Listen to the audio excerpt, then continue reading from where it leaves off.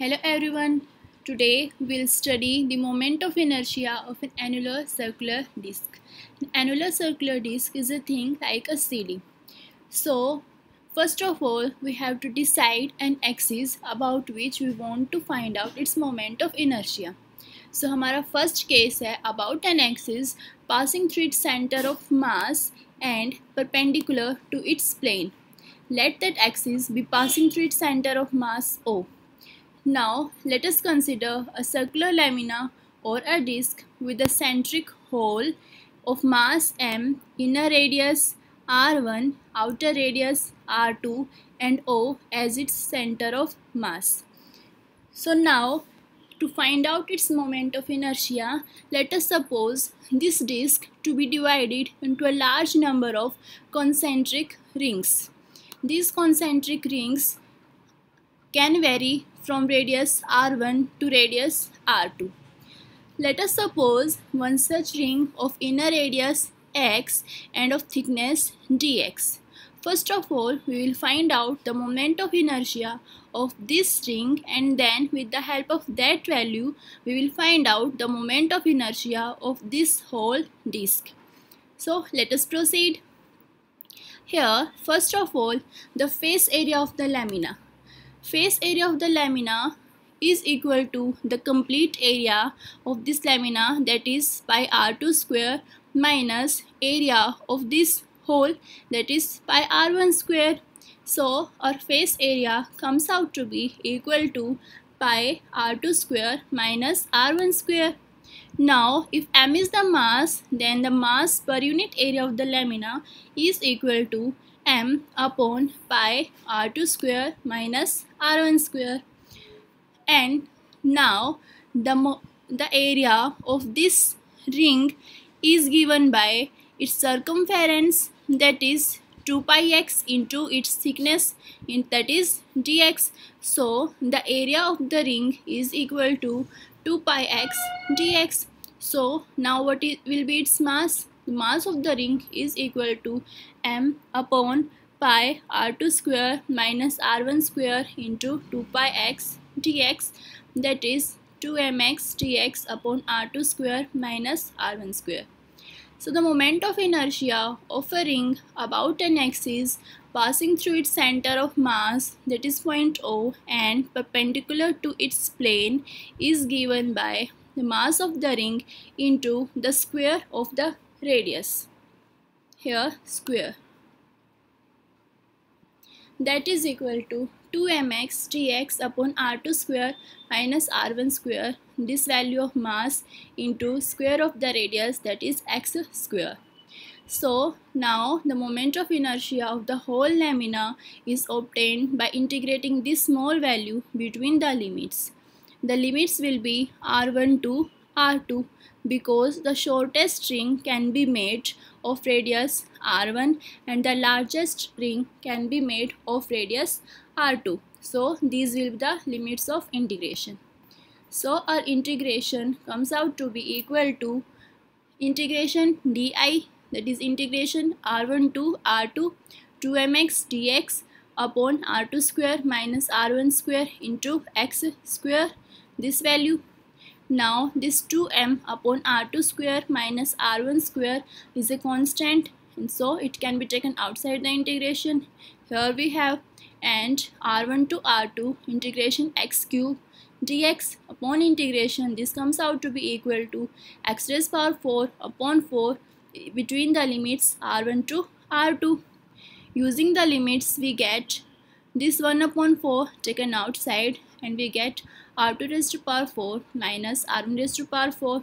Here we can use this property, a square minus b square is equal to a minus b into a plus b.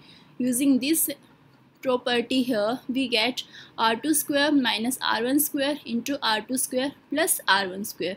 Here this r2 square minus r1 square cancels out this r2 square minus r1 square, and upon calculations we get moment of inertia to be equal to m upon 2 r2 square plus r1 square. Now if we have the lamina with no inner hole, this is a special case, that is R1 is equal to 0, the inner radius, and the external radius R2 to be equal to R, then the moment of inertia using this formula will be equal to mr square upon 2. This is the same value as we have obtained in our last video. In a simple disk, the moment of inertia about an axis passing through its center of mass and perpendicular to its plane. Okay. Our next case is to find out the moment of inertia of the same annular disk about a diameter as an axis. For that, let us consider two mutually perpendicular diameters AB and CD that intersect each other at the point O, the center of mass. Also, we have an axis that is also passing through this point O and perpendicular to its plane. So here we have three axes mutually perpendicular. So here we can use the principle of perpendicular axis, which says that moment of inertia about axis perpendicular to its plane and passing through O, that is IO, will be equal to IAB plus ICD. Now, since the disk is symmetrical with respect to all its diameters, therefore IAB will be equal to ICD, and that will be equal to ID, the moment of inertia about any of the diameter of the disk. Therefore, using this thing in this equation, we get IO to be equal to 2ID, or ID equal to IO upon 2, or 2ID is equal to ID, that is m upon 2 R1 square plus R2 square. That is, we get the moment of inertia about any of the diameter to be equal to m upon 4 R1 square plus R2 square. Again, we have a special case about a disk of a circular disk of radius r having no inner hole. Again, R1 to be equal to 0 and R2 equal to R, we get the moment of inertia about any of the diameter to be equal to, using this equation, mr square upon 4. Hence, again the same formula as we have obtained in our last article. So now our next case is to find out the moment of inertia of the same disk about a tangent in its own plane. Let EF be a tangent of the disk and parallel to a diameter CD. Now we have two parallel axes CD and EF, and therefore we can use the principle of parallel axis here, which says the moment of inertia about EF axis will be equal to ICD plus mh square, where h is the distance between these two parallel axes, and that h is equal to the external radius R2. Therefore, we get IEF to be equal to m upon 4 R1 square plus R2 square plus m R2 square, that is m upon 4 R1 square plus 5 R2 square. This is a required moment of inertia about a tangent in its own plane. Again, here we have a special case of a disk of radius r having no inner hole. For that, we get the value of the moment of inertia about the tangent to be equal to 5 upon 4 mr square. Again, this is the same as we have obtained in our previous article. Now, our last case is to find out the moment of inertia of the same disk about a tangent perpendicular to its plane. Let n dash be the required tangent.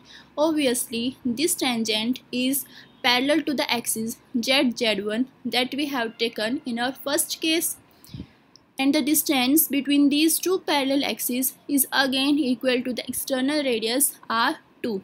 Now, since we have two parallel axes here, therefore we can use the principle of parallel axis, according to which the moment of inertia about n dash is equal to I z dash, that is IO, plus mh square, that is mr2 square.